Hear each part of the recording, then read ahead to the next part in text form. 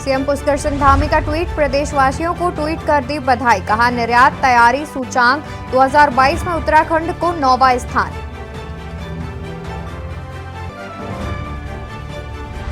पदक विजेता खिलाड़ियों को नौकरी देगा उत्तराखंड, महाराष्ट्र हरियाणा यूपी के खिलाड़ियों को मिल रही नौकरी, खिलाड़ियों को नौकरी के लिए संबंधित विभागों की ली जा रही सहमति। प्रदेश के 145 सरकारी व निजी पॉलिटेक्निक संस्थानों में सीटें आवंटित, आज से होंगे दाखिले, पहले चरण की काउंसलिंग में सीटों का किया आवंटन। अंकिता हत्याकांड मामले के सरकारी वकील ने दिया त्यागपत्र, एडीजे कोर्ट ने टाली सुनवाई, अब 27 जुलाई को होगी गवाही। राज्य में नाबालिगों के यौन शोषण के बढ़ रहे मामले, एक साल में 19.52% मामलों की बढ़ोतरी। प्रदेश में भारी बारिश की चेतावनी, गंगोत्री यमुनोत्री हाईवे समेत 275 सड़कें बंद, कई हेलीकॉप्टर तैनात। आप देख रहे हैं के न्यूज, खबरों का सारथी। नमस्कार, मैं हूं आपके साथ अवंतिका अवस्थी। बात करेंगे उत्तराखंड खबरों की और उसमें सबसे पहले बात करेंगे देहरादून की, जहां राज्य में हो रही भारी बारिश ने बढ़ाई मुश्किलें।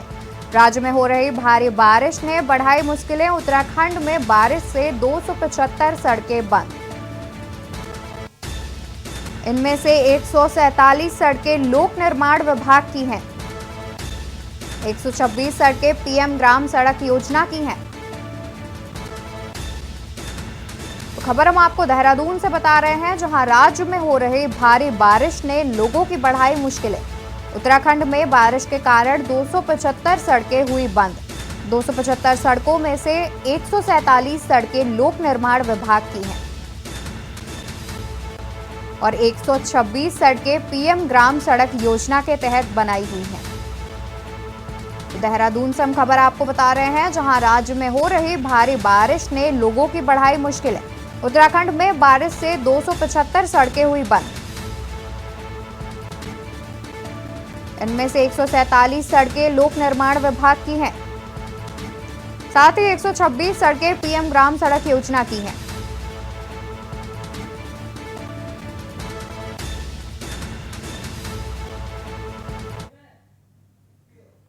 तो आगे बढ़ते हैं खबरों में और बात करते हैं देहरादून की, जहां उत्तराखंड में आज भारी बारिश का अलर्ट, उत्तराखंड में आज भारी बारिश का अलर्ट जारी किया है। अधिकांश जिलों में बारिश का ऑरेंज अलर्ट जारी। तो खबर देहरादून से बता रहे हैं, जहां उत्तराखंड में आज भारी बारिश का अलर्ट, अधिकांश जिलों में बारिश का ऑरेंज अलर्ट जारी किया गया है। देहरादून, हरिद्वार, पौड़ी, चमोली समेत अन्य जिलों को चेतावनी, जगह जगह सड़कें बंद और भूस्खलन ने बढ़ाई मुश्किलें। तो उत्तराखंड में आज भारी बारिश का अलर्ट जारी, अधिकांश जिलों में बारिश का ऑरेंज अलर्ट किया जारी। देहरादून, हरिद्वार, पौड़ी, चमोली समेत अन्य जिलों को चेतावनी, जगह जगह सड़कें बंद और भूस्खलन ने बढ़ाई मुश्किलें। तस्वीर हम आपको लगातार टीवी स्क्रीन पर दिखा रहे हैं, जहां भारी बारिश के कारण उत्तराखंड में सड़कों का ये हाल हो रखा है, जिससे लोगों की बड़ी मुश्किलें।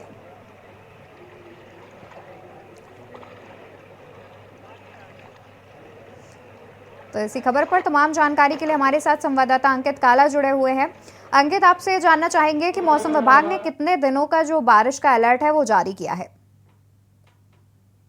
देखिए अवंतिका, मौसम विभाग की ओर से जो पूर्वानुमान जारी किया गया है उसके मुताबिक जो आने वाले अभी कुछ दिन और हैं, जिसमें कि भारी बारिश हो सकती है। हालांकि मौसम विभाग का ये भी कहना है कि 19 जुलाई के बाद से हमें थोड़ा बारिश की जो जो ये लगातार भारी बारिश है उससे थोड़ी सी राहत देखने को मिलेगी। लेकिन अभी आने वाले जो दिन हैं वहाँ पे अधिकांश जनपदों में आज की भी हम बात करें अवंतिका, तो आज भी मौसम विभाग की ओर से अधिकांश जनपदों में भारी बारिश का अलर्ट जारी किया गया है। इसमें देहरादून, टिहरी, पौड़ी, नैनीताल, उधम सिंह नगर, चंपावत तमाम अन्य जिले हैं जहां पर की भारी बारिश की चेतावनी जारी की गई है। और इस समय अगर देहरादून की बात करें तो देहरादून में भी पिछले 24 घंटे से लगातार तेज बारिश हो रही है और अभी भी ये बारिश का सिलसिला लगातार जारी है। लगातार जो बारिश हो रही है अवंतिका, उसकी वजह से लोगों को काफी दिक्कतें हो रही है। पहाड़ों में जहां भूस्खलन की घटनाएं बढ़ गई है, लैंडस्लाइडिंग की घटनाएं बढ़ गई है और लोगों को यातायात में काफी दिक्कतों का सामना करना पड़ रहा है। तो दूसरी तरफ जो निचले इलाके हैं,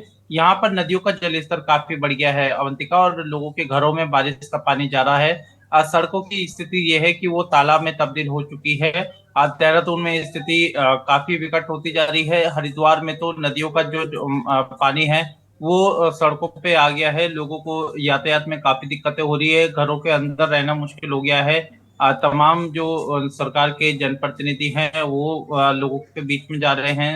अधिकारी गण लोगों के बीच में जा रहे हैं और लोगों का के आक्रोश का भी सामना अधिकारियों को और जनप्रतिनिधियों को करना पड़ रहा है। लेकिन कुल मिलाकर के अभी आने वाले समय में ये भारी बारिश से राहत मिलती हुई नजर नहीं आ रही है और राज्य की 275 से ज्यादा सड़कें जो है वो इस भारी बारिश की वजह से बंद पड़ी हुई है।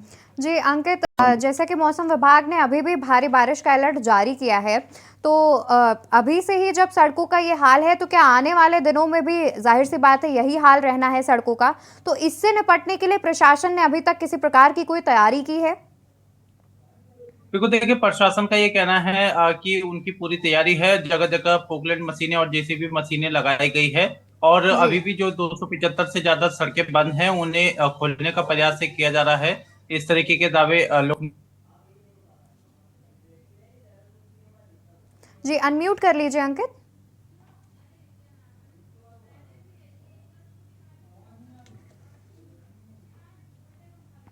अंकित, आपकी आवाज नहीं आ रही है, अनम्यूट कर लीजिए।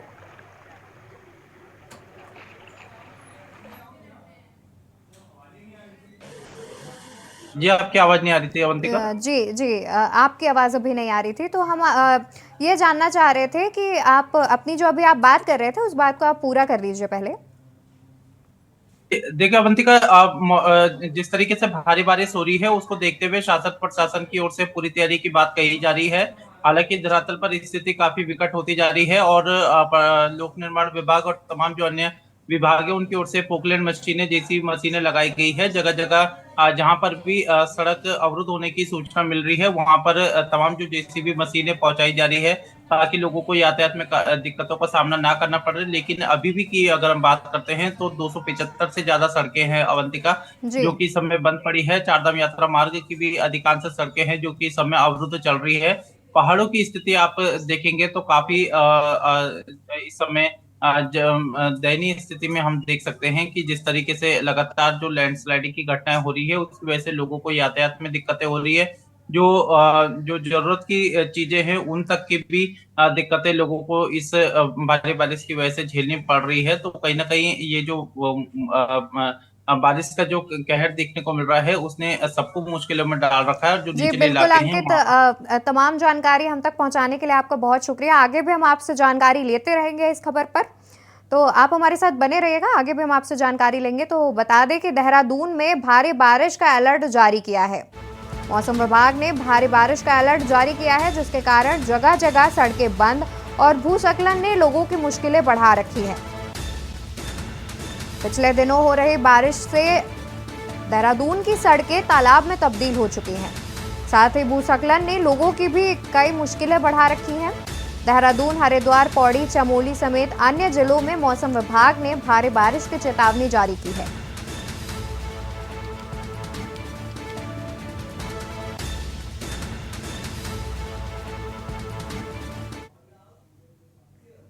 खबरों में आगे बढ़ते हैं और बात करते हैं देहरादून की, जहां सांसदों के घर पर घंटी बजाएंगे कर्मचारी। सांसदों के घर पर घंटी बजाएंगे कर्मचारी। पुरानी पेंशन बहाली की मांग कर रहे कर्मचारी अपनी मांग के समर्थन में बजाएंगे घंटी। अपनी मांग के समर्थन में कर्मचारी बजाएंगे घंटी। 1 से 9 अगस्त तक चलेगा ये अभियान। 1 से 9 अगस्त तक ये अभियान चलेगा, जिसके चलते कर्मचारी अपनी मांग के समर्थन में बजाएंगे घंटी। 1 से 9 अगस्त तक कर्मचारियों का यह अभियान चलेगा। पुरानी पेंशन बहाली को लेकर ये जो मांग है वो कर्मचारियों द्वारा की जा रही है। पुरानी पेंशन बहाली राष्ट्रीय आंदोलन की बैठक में यह फैसला लिया गया है। खबर हम आपको देहरादून से बता रहे हैं, जहां सांसदों के घर पर घंटी बजाएंगे कर्मचारी। इसी खबर पर तमाम जानकारी के लिए हमारे साथ संवाददाता अंकित काला जुड़े हुए हैं। जी अंकित, क्या कुछ है पूरा मामला?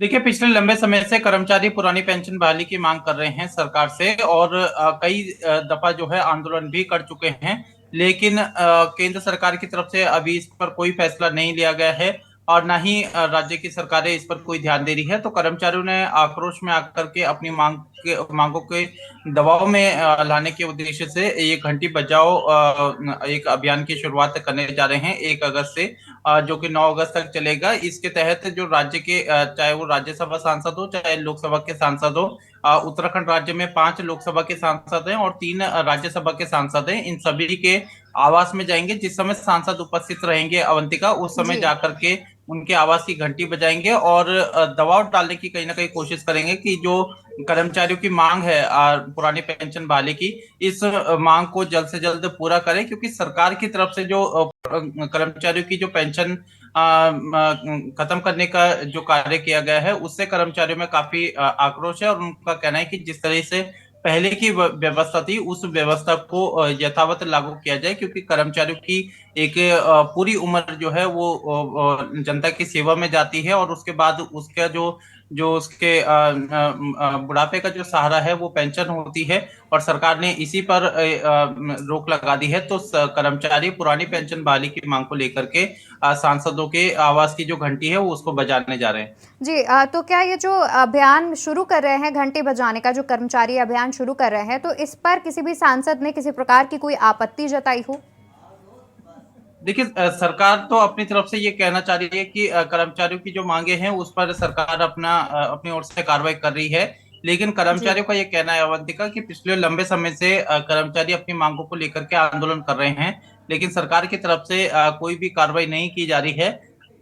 सरकार का ये भी तर्क है कि कर्मचारियों को छूट है अपने कार्यक्रम को आगे बढ़ाने के लिए, जो भी वो कार्यक्रम करना चाहते हैं, लेकिन कानून के दायरे में रहकर के ही वो कार्यक्रम को संचालित करें और किसी प्रकार से लोगों को परेशानी ना हो, इस बात का भी ध्यान रखें। बाकी सरकार की ओर से कर्मचारियों की मांगों को लेकर के कार्य किया जा रहा है, उस पर गंभीरता दिखाई जा रही है और अतिशीघ्र ही जो भी सही निर्णय होगा वो लिया जाएगा। लेकिन कर्मचारियों का ये कहना है कि वो पिछले लंबे समय से अपनी मांगों को लेकर के आंदोलन कर रहे हैं, लेकिन कोई भी सरकार, ना केंद्र सरकार ना राज्य सरकार कर्मचारियों की मांगों पर ध्यान दे रही है। इसलिए कर्मचारियों ने ये निर्णय लिया है कि 1 से 9 अगस्त तक घंटी बजाओ अभियान चलाया जाएगा। इसके बाद भी अगर सरकार नहीं मानती है तो दिल्ली में एक विशाल शंखनाद रैली जो है वो 1 अक्टूबर को भी निकाली जाएगी। तो कर्मचारी पूरी तरीके से अपनी पुरानी पेंशन बहाली की मांग को लेकर के आंदोलन कर रहे हैं। शुक्रिया आपका तमाम जानकारी हम तक पहुंचाने के लिए।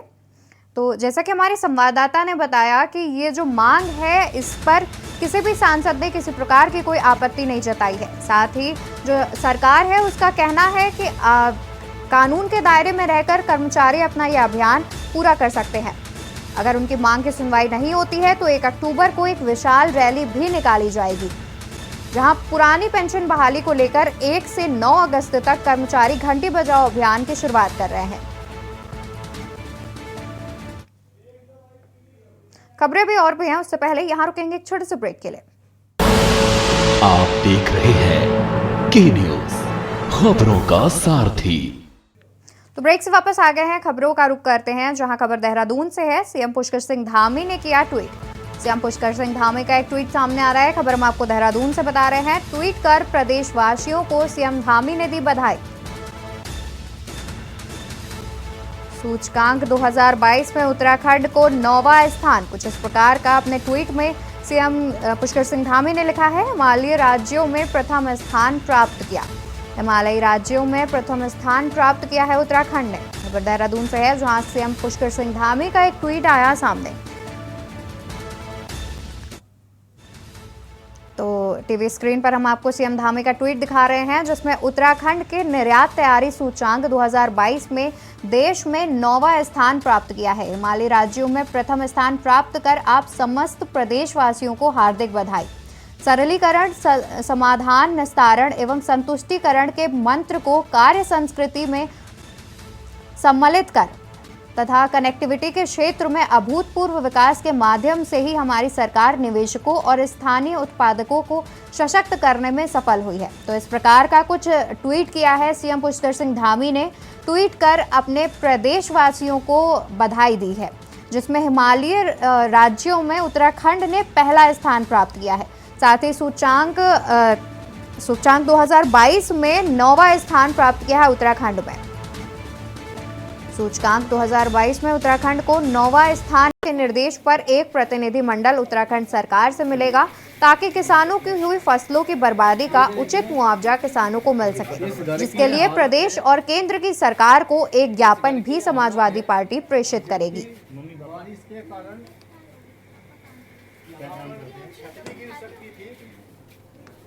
और इन बच्चों की जान भी जा सकती थी। कोई बात नहीं, हम आपसे जो ये गांव का है सरकार से निवेदन है। हमारा तो जितने भी हरिद्वार में थे, जितने भी सुरक्षा बल थे, जितने भी वरिष्ठ अधिकारी थे, मैं जिला प्रशासन को बधाई देता हूँ। कांवड़ मेला अच्छा संपन्न करवाया। एक तरफा आपदा का जो संकट था लक्सर क्षेत्र में, क्योंकि गाड़ियाँ यहाँ से भी कन्वर्ट होती है, और जिस तरह से हमने भी अपनी ओर से, संत समाज ने भी और हमने भी अपनी व्यक्तिगत तौर से कोई राजनीतिक दल का झंडा लेके नहीं, कावड़ियों में फूल बरसाए। मैं कहना चाहता हूँ, हमारा जो किसान है जनपद हरिद्वार में, वैसे तो सभी प्रदेशों में तबाही मचाई है इस प्राकृतिक आपदा ने। जनपद हरिद्वार में जो किसानों की स्थिति है वो बहुत ज़्यादा बिगड़ चुकी है, और मैं कहना चाहता हूँ राज्य सरकार से कि किसानों को लेकर उनका जो कर्ज माफ़ी है वो किया जाए, और जो उनकी फसलें खराब हुई हैं उनको मद्देनजर रखते हुए उनको उचित मुआवजा दिया जाए। खबर डोईवाला से है, जहां लोगों के लिए मुसीबत बने घोड़े को सभासद बलविंदर सिंह, भाजपा नेता रामकृष्ण, सुरेश सैनी और तमाम युवाओं ने प्रशासन की मदद से पकड़कर उपचार सेंटर देहरादून भेजा।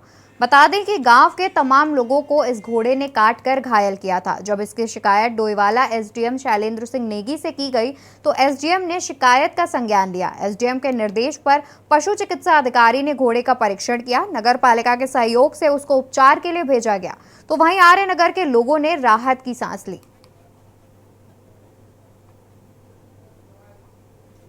लगभग 20 से ज्यादा हमारे ग्रामीण लोगों को अटैक किया है, काट लिया है, और एक को तो इतना ज़्यादा करा है कि उसके चोट बहुत ज़्यादा लगी हुई है, गंभीर चोट है।